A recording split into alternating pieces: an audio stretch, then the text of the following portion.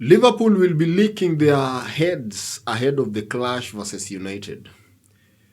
They hold a significant lead in the title race after thwarting West Ham United 5-0 with the game in hand. United, on the other hand, were lucky to lose 2-0 to Newcastle on Monday. It could have been 5-0. Ruben Amorim has admitted the club are facing the prospect of a relegation battle. A loss to Forest, Bournemouth and Newcastle. That's 3 straight losses at home for the first time since 1979. Worse still, across all competitions, United has lost 6 times in December. The worst they've ever suffered in a single calendar month since September of 1930. The year ended with United sitting comfortably in 14th place, the lowest position at this stage since 1989. I mean, it is tiring seeing the club I have loved since the treble win of 1999 being on the brink of relegation. But important to note, I will never ever give up on United. But I wonder what is running through the minds of these players. Are they comfortable being paid huge packs and yet do a lot of nothing on the pitch? The game versus Newcastle was sickening to say the least. The moment I saw the lineup and Casemiro and Eriksen were the pairing in the midfield, I knew we already lost that game. I respect them as they are giants in their own rights, but they are not the right players to take us back to the glory days. Let's just be frank with ourselves. Eriksen and Casemiro are past their prime. In fact, I would be surprised if United decide to keep them both past this January.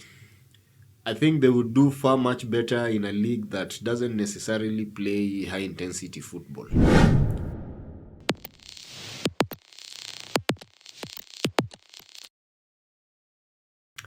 In terms of team news, Manuel Ugarte and Bruno Fernandes are coming back from suspension.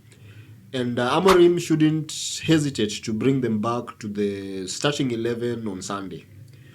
Kobe Mainoo was a rare bright spark after replacing Zaxi in the Newcastle game. Rashford is still out due to illness, but I didn't expect Amorim to involve him in this fixture. So Lindelof and Mount are still out due to injury, and you know my stand on this guy. For the opponent, Joe Gomez is out with an hamstring injury. Konate and Bradley are likely to be available. Dominic Soboslai will also be available after his suspension. Now, the last time we played Liverpool, this was the lineup, and Eric Ten Hag was still manager in charge. No doubt we lost the game 3-0, and the takeaway from that game was that Liverpool weren't good. United were just bad in all aspects. In terms of formation, Slot sets up his team in a 4-2-3-1. However, instead of a traditional shape, his system is highly fluid, with players constantly interchanging positions based on the opposition structure. Diogo Jota leads the line as a pressing forward, combining goal-scoring duties with defensive pressing to disrupt the opposition's build-up.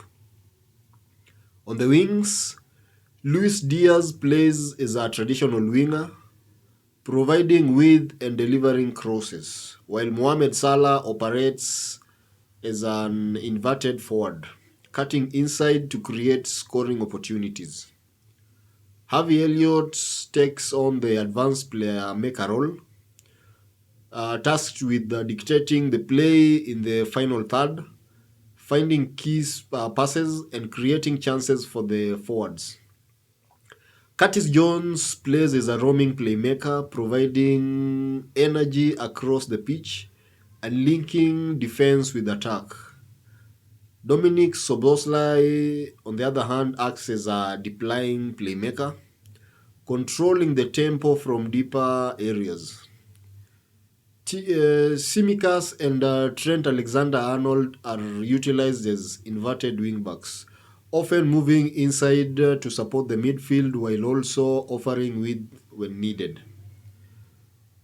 Van Dijk and Konate serve as ball-playing defenders, comfortable with starting attacks from the back and maintaining possession. Now, this setting emphasizes dominating the game through possession, with the team looking to dictate the tempo and maintain control over the pitch. It suggests a focus on patient build-up and playing exploiting weaknesses as the team moves forward with the precision. And this is how I think their starting 11 will set up for the Sunday clash. In terms of United, Amorim has been clear he won't compromise on his formation and switch to a back four. So this is how I think he will set up the team. Onana between the sticks, Yoro, Maguire and Martinez in a back three, Mazarui and Dalot as wingbacks, Ugarte and Maino in the midsection, Diallo and Fernandes and Højlund in a front three. How does United counter them?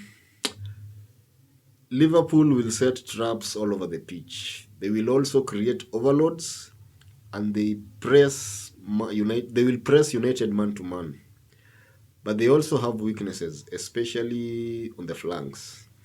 They play one player per flank, so therefore United have to target their wider areas, ensuring the likes of Amad Diallo and Højlund are well serviced with balls to run and score.